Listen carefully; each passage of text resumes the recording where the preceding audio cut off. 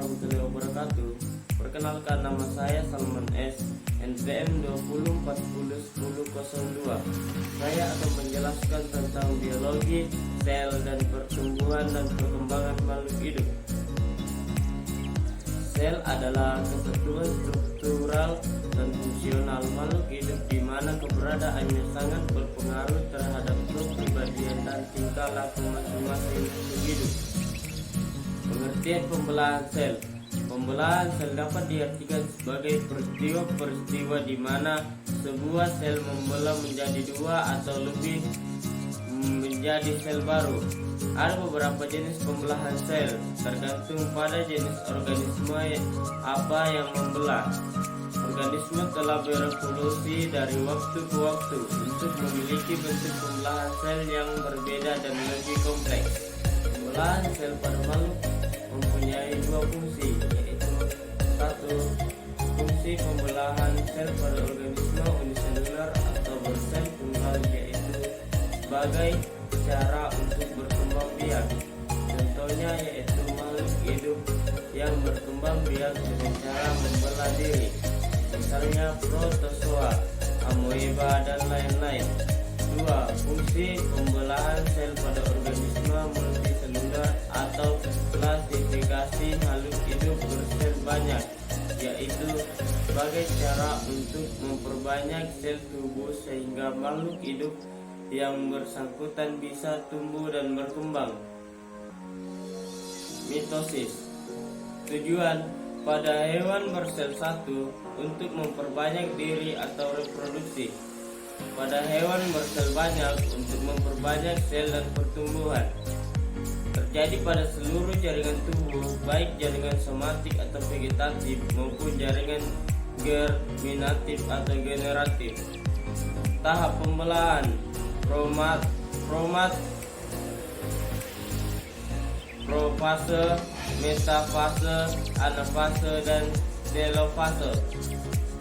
Hasilnya yaitu dua sel anakan yang memiliki jumlah kromosom seperti induknya atau diploid. Meiosis. Pada hewan bersel banyak untuk membentuk sel kelamin atau gamet, meiosis berfungsi mengurangi jumlah kromosom agar keturunannya memiliki jumlah kromosom yang sama. Pada tumbuhan terjadi di benang sari dan putih. Pada hewan terjadi pada alat pertumbuhan dan perkembangan makhluk hidup. Definisi: pertumbuhan adalah pertambahan ukuran dan jumlah sel atau kuantitatif, sedangkan perkembangan adalah menuju kedewasaan atau kualitatif. Pada makhluk hidup bersifat irreversibel, tidak dapat kembali. Pertumbuhan dan perkembangan pada hewan. Daur hidup secara umum, zigot ke embrio, embrio ke bayi atau larva, bayi ke dewasa. Urutan pertumbuhan atau perkembangan pada hewan disebut dengan metamorfosis, yang terdiri dari satu, metamorfosis sempurna, telur ke larva, larva ke pupa, pupa ke imago. Contoh seperti kupu-kupu, katak, dan nyamuk. Dua, metamorfosis tidak sempurna, seperti telur ke nimfa ke imago. Contoh seperti belalang dan kecoa. Pertumbuhan dan perkembangan pada tumbuhan. Daur hidup secara umum, zigot ke embrio, embrio ke biji atau bibit, biji ke kecambah ke dewasa. Siklus pertumbuhan atau perkembangan pada tumbuhan disebut metagenesis. Fasenya: satu, gametofit, fase generatif atau hasil dengan gamet atau sel kelamin. Dua, sporofit atau fase vegetatif dan hasil sama dengan spora. Pertumbuhan biji. Benang sari pada kepala putih atau penyerbukan. Serbuk sari atau inti generatif membelah dua sel sperma. Pembuahan ganda. Sel sperma bertemu sel telur menjadi zigot. Sel sperma bertemu inti polar menjadi endosperma.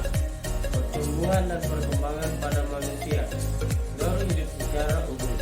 Zigot ke embrio, embrio ke bayi, bayi ke anak, anak ke remaja, remaja ke dewasa.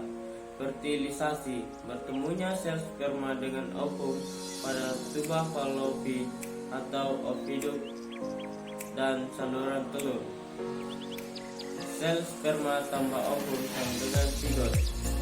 Ekstra embrio atau plasenta menjadi amnion tambah tali pusat. Faktor yang mempengaruhi pertumbuhan dan perkembangan makhluk hidup. 1. Faktor internal.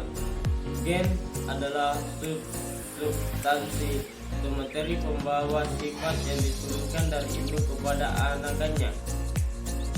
Hormon merupakan zat yang dihasilkan makhluk hidup yang berfungsi untuk mengendalikan berbagai fungsi di dalam tubuh.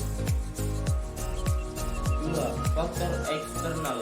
Makanan, mineral, air, cahaya, matahari, suhu, dan lain-lain. Hormon-hormon pada hewan. 1. Tiroksin, mengendalikan pertumbuhan hewan. Pada katak, hormon ini merangsang dimulainya proses metamorfosis. 2. Somatomedin, mempengaruhi pertumbuhan tulang. 3.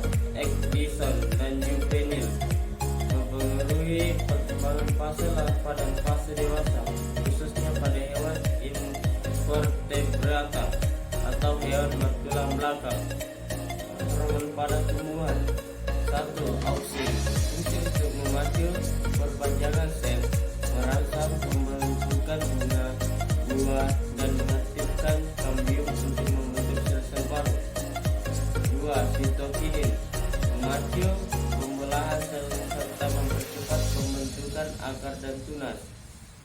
3. Giberelin, merangsang pembelahan dan memperbesar sel serta merangsang perkecambahan biji pada tumbuhan tertentu. Giberelin dapat menyebabkan munculnya bunga lebih cepat dan tinggi tanaman melebihi tanaman normal. 4. Etilen berperan untuk menghambat pemanjangan batang, mempercepat penuaan buah, dan menyebabkan penuaan daun. Hormon pada manusia. 1. Hormon tiroksin, dihasilkan oleh kelenjar gondok atau tiroid. Hormon ini mempengaruhi pertumbuhan, perkembangan, dan metabolisme karbohidrat dalam tubuh.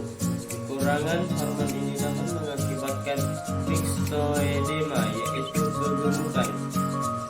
Hormon pertumbuhan atau growth hormone. Hormon ini dihasilkan oleh hipofisis bagian depan. Hormon ini disebut juga hormon somatotrofin atau STH.